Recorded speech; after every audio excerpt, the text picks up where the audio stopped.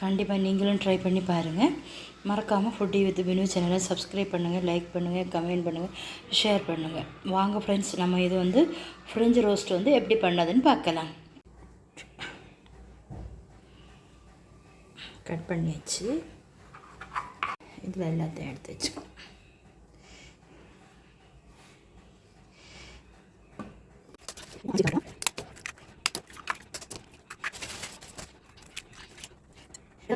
கருவேப்பட்டை, சினிமன் powder வந்து 1/4 teaspoon சேர்த்துக்கலாம். Sugar வந்து எவ்வளோ தேவையோ சேர்த்துக்கிடுங்க. நான் 4 டீஸ்பூன் வந்து சேர்த்துக்கிட்டேன். நல்லா மிக்ஸ் பண்ணுங்க.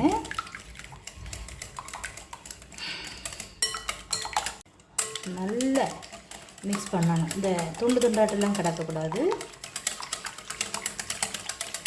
ஒரு டேபிள் ஸ்பூன் போல் மில்க் விட்டுக்கலாம்.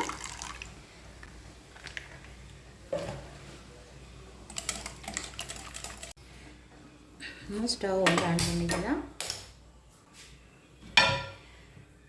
இப்போது தவா வச்சுக்கலாம்.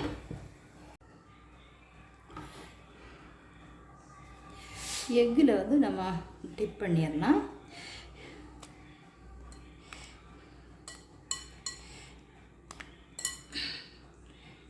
போட்டு தவாவில் வச்சிருங்க.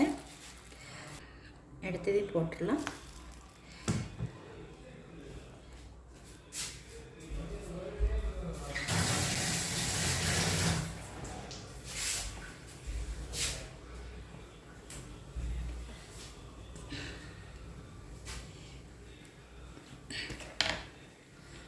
அது மேலே வந்து நெய் வந்து கொஞ்சம் விட்டு விடுங்க.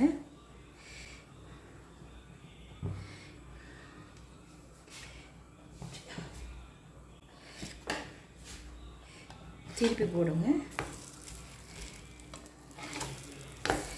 நம்ம ஆல்ரெடி வந்து ஃப்ரெஞ்சு ரோஸ்ட் வந்து நாட்டு சர்க்கரையில் போட்டிருக்கோம். இது வந்து ஒயிட் சுகரில் இப்போ போட்டுறோம்.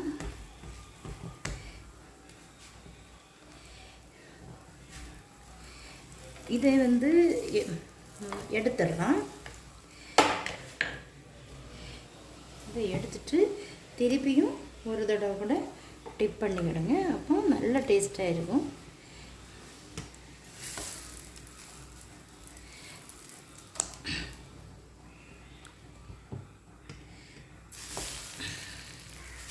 நம்ம போட்டுட்டோம். மீடியமாக